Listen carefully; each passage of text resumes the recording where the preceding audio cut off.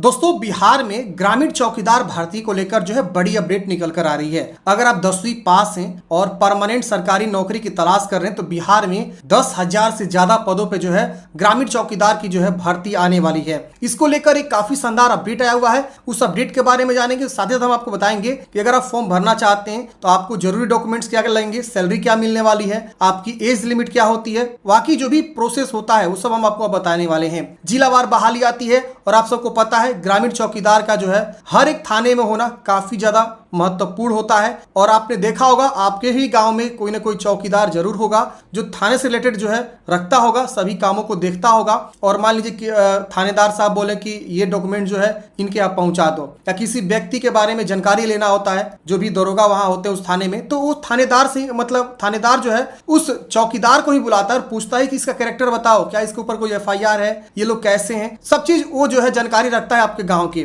तो वो चौकीदार जो है काफी महत्व भूमिका में होता है थाने में। और इसी चौकीदार की जो है बहाली बिहार में हर एक थानेदार में, हर एक थाना में जो है होने वाली है। तो चलिए समझते हैं इस भर्ती की पूरी प्रोसेस के बारे में, कब तक वैकेंसी आने की संभावनाएं हैं। 10वीं पास के लिए काफी शानदार ये मौका होने वाला है। चलिए वीडियो को शुरू करते हैं और जानते हैं पूरी इंफॉर्मेशन को। दोस्तों सबसे पहले हम समझते हैं इस भर्ती में फॉर्म भरने के लिए आपके पास शैक्षणिक योग्यता, सैलरी, उम्र सीमा, ये सब क्या रहता है। देखिए वेतन स्तर की बात करें तो इसमें आपकी सैलरी जो है वेतन स्तर 1 रहता है। जी दोस्तों, आपका जो सैलरी होगा लेवल 1 की सैलरी मिलेगी। लेवल 1 की सैलरी की बात करें तो इसका बेसिक पे होता है फ्रेंड्स 19,000 समथिंग होता है, या 18,000 के समथिंग के आसपास होता है जो बेसिक पे होता है। अब इन हैंड सैलरी की बात करें तो इसमें जो स्टार्टिंग सैलरी होगी आपकी 25,000 से लेकर लगभग 28,000 के आसपास यहाँ पे इन हैंड सैलरी आपको स्टार्टिंग में देखने को मिल सकता है। इसमें शैक्षणिक योग्यता बोला गया 10वीं पास आप होते हैं तो फॉर्म भर सकते हैं। 10वीं अथवा समकक्ष में प्राप्त अंकों के आधार पर मेधा सूची तैयार किया जाता है और समान अंक प्राप्त होने पर अधिक उम्र वाले अभ्यर्थियों को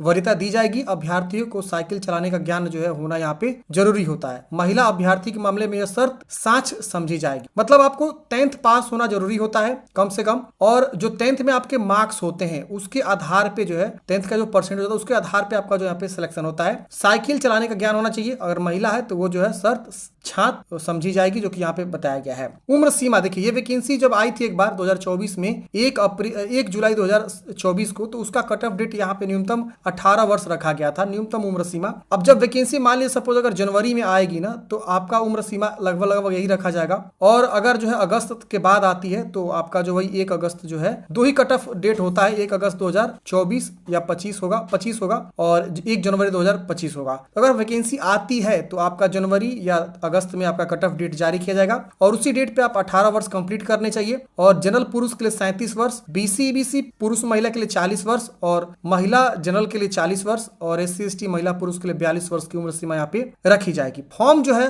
जिलावार वैकेंसी निकलती है, जिससे अरवल में बहाली बहुत पहले निकली थी 2024 में, जिसमें ऑफलाइन फॉर्म भरे गए थे। नियोजनालय कार्यालय अरवल ब्लॉक कैंपस में आपको जो फॉर्म जो है साधारण डाक या स्पीड पोस्ट के माध्यम से आपको जो है बोला गया था कि भर के आपको भेजना था। ये आपका जो है डॉक्यूमेंट्स, मतलब ये आवेदन फॉर्म भर के भेजना होता है। तो ये आपका जो है फ्रेंड्स यहाँ पे था वैकेंसी जब आई थी अरवल में। तो उस समय जो है 223 पदों पे अरवल में बहाली जो है 2024 में निकाली गई थी, जो कि अरवल जिला के अंतर्गत ये बहाली निकाली गई थी। और अच्छे खासे पद थे, सैलरी भी अच्छी थी, परमानेंट जॉब होता है, कोई संविदा नहीं था, कॉन्ट्रेक्चुअल होता है, कभी आपको निकाला जा सकता है। यहाँ पे जो फॉर्म भरने के लिए शैक्षणिक योग्यता वगैरह जो अपलोड करना था, डॉक्यूमेंट्स को क्या क्या अपलोड करना था, तो शैक्षणिक योग्यता का प्रमाण पत्र, निवास प्रमाण पत्र, जाति प्रमाण पत्र और आचरण प्रमाण पत्र, ये बहुत इंपॉर्टेंट चीजें होती है। पुलिस अधीक्षक के द्वारा निर्गत आचरण प्रमाण पत्र, जब वैकेंसी आती है ना तो उसमें आचरण प्रमाण पत्र बनवाने में 20 से 25 दिन लग जाते हैं एटलीस्ट। मैं ये बहुत कम बता रहा हूँ, कभी कभी 1 महीना भी लग जाते हैं अगर ज्यादा फॉर्म गिरता है। तो आप लोग ये वाला जो डॉक्यूमेंट्स है पहले बना के रखेंगे। साइकिल चलाने संबंधित स्व घोषणा प्रमाण पत्र, एक जो है स्व घोषणा प्रमाण पत्र देना होता है कि आप साइकिल चलाना जानते हैं। दिव्यांग है तो दिव्यांग प्रमाण पत्र, और अगर आप स्वतंत्रता सेनानी के पोता पोती नतनी है तो उसके लिए जो दावा करने का आरक्षण प्रमाण पत्र होता है वो आपको लगेंगे। और हाल के जो है रंगीन फोटोग्राफ और आधार कार्ड आपको जो यहाँ पे लगते हैं। तो ये आपका जो है कोई आवेदन शुल्क वगैरह नहीं लगता है फॉर्म भरने के लिए। तो ये मैंने ओवरऑल आपको बताया कि वैकेंसी जो है चयन प्रोसेस क्या होता है। तो चयन प्रोसेस वही जो मैंने बताया कि आपके जो जो मैट्रिक में मार्क्स होते हैं उसके आधार पर चयन होता है, और यहाँ पे क्वालिफिकेशन आप समझिए। अब जो अपडेट आ रही है वो समझ लीजिए, जो अपडेट है क्या है। देखिए यहाँ पे 20,000 चौकीदारों की प्रोन्नति का रास्ता साफ। मतलब क्या कि जो पहले से बिहार में चौकीदार के तौर पे काम कर रहे हैं वर्षों से, उनको जो है अब प्रमोशन होने वाला है। प्रमोशन क्या, प्रोन्नति होने वाला है। अब जो है गृह विभाग ने जारी किया आदेश, चौकीदार समूह ग में होंगे प्रोन्नत। अब उनका जो यहाँ पे प्रमोशन होगा वो अब समूह ग के जो है यहाँ पे कर्मचारी वो कहलाएंगे, इनकी सैलरी बढ़ेगी और भी बहुत सारी फैसिलिटी यहाँ पे उनको होंगे तो चौकीदार, लेकिन अब वो समूह ग के अंतर्गत आ जाएंगे। देखिए ग्रुप सी के अंतर्गत आ जाएंगे। इससे पहले वो ग्रुप डी के अंतर्गत आते थे, यानी जो आपका सबसे चतुर्थ वर्ग श्रेणी होता है उसके अंतर्गत आते थे, लेकिन अब ये क्या हो जाएंगे, समूह ग हो जाएंगे, यानी ग्रुप सी की ये बहाली के अंतर्गत आ जाएंगे। इनका जो मानदेय सैलरी वगैरह होगा वो बढ़ जाएगा और ये ग्रुप सी के अंतर्गत आ जाएंगे। अब इसमें क्या बोला गया है कि वर्षों से पदोन्नति की आस लगाए सूबे के करीब 20,000 चौकीदारों की प्रोन्नति का रास्ता साफ हो गया। गृह विभाग ने इस संबंध में मंगलवार को आदेश जारी कर दिए हैं। सरकारी कर्मचारियों की प्रोन्नति का मामला सुप्रीम कोर्ट में लंबित होने के कारण चौकीदार की प्रोन्नति के पदानुक्रम में विहित वेतनमान के साथ उच्चतर पद का प्रभार दिया जाएगा। चूंकि चौकीदार लिपि के संवर्ग में नहीं आती, इसलिए उन्हें दफादार और वरीय दफादार का प्रभार दिए जाने का निर्णय लिया गया है। अगर इन लोग का जो है लिपि के अंतर्गत आते तो ये इनका जो पद बनता ना, अब वो सीधे क्लर्क बन जाते, लेकिन ये उसके अंतर्गत नहीं आता है तो इनको जो है दफादार और वरीय दफादार का प्रभार यहाँ पे दे दिया जाएगा। अब वो दफ्तर वगैरह में जो भी होता है काम करेंगे, ऑफिशियल वर्क टाइप पे काम करेंगे। इनका जब भी प्रोन्नति होगा तो प्रमोशन होगा तो गृह विभाग के अवर सचिव मनोज कुमार सिन्हा ने औरंगाबाद जिले से मांगे गए मार्गदर्शन के तहत यह आदेश जारी किया है। साथ ही इसकी प्रति सभी जिला को कार्रवाई के लिए भेजी है। अपने आदेश के अवर सचिव ने कहा कि चौकीदार संवर्ग के कर्मियों की कार्य की प्रगति एवं दायित्व लिपिक संवर्ग के कर्मियों के सर्वथा भिन्न है, इसीलिए उन्हें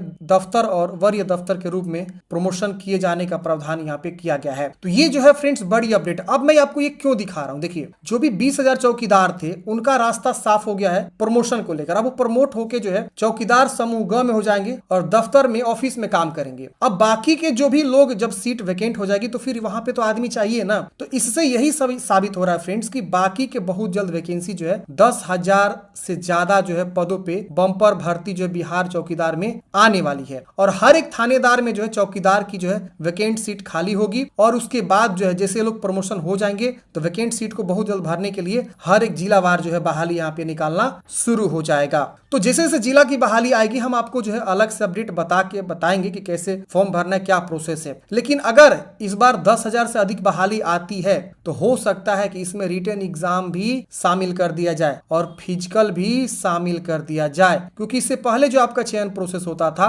वो डायरेक्ट आपका जो है मैट्रिक के आधार पे चयन प्रोसेस होता था और उसके बाद आप लोग सिलेक्ट कर लेते थे। लेकिन हो सकता है कि इस बार अगर बहाली आती है तो एक रिटन एग्जाम यहाँ पे लगा दिया जाएगा और फिजिकल के कुछ नियम भी लगा दिए जाएंगे। उस आधार पे यहाँ पे चयन जो है होने की संभावनाएं यहाँ पे हो सकती है, क्योंकि कंपटीशन ज्यादा है बिहार में। कंपटीशन सरकारी वैकेंसी को लेकर बहुत ही ज्यादा यहाँ पे होता है। तो आई होप आप लोग समझे होंगे इस भर्ती को लेकर। जैसे ही कोई अपडेट आता है हम आपको इस भर्ती के रिगार्डिंग जो है अपडेट देंगे। संभावित है कि इस साल जो है वैकेंसी आ सकती है और इलेक्शन से पहले भी ये वैकेंसी आ सकती है। फॉर्म आएंगे तो आपको जिलावार भी यहाँ पे फॉर्म देखने को मिल सकते हैं, हर एक जिलावार, और नहीं तो एक मतलब वेबसाइट बनाया जाएगा बिहार सरकार के द्वारा, गृह विभाग के द्वारा, और अलग अलग वेबसाइट पे अलग अलग जो नोटिस जारी किया जाएगा। जिस प्रकार से होमगार्ड की बहाली यहाँ पे संपन्न हुई उसी प्रकार से यहाँ पे जो है उसकी बहाली को संपन्न किया जा सकता है। तो आई होप आप लोग समझोगे इस भर्ती के बारे में। जैसे कोई अपडेट आता है मैं आप लोग को अपडेट यहाँ पे देने वाला हूं। बाकी आप यहाँ पे जो डॉक्यूमेंटेशन मैंने बताया वो सब डॉक्यूमेंटेशन आप जो है क्या करेंगे, अपने पास जो है जरूर बनवा लेंगे। सबसे पहले इंपोर्टेंट जो होता है आपका कैरेक्टर सर्टिफिकेट होता है वो बनवा लेंगे। इसके अलावा जाति निवास होता है,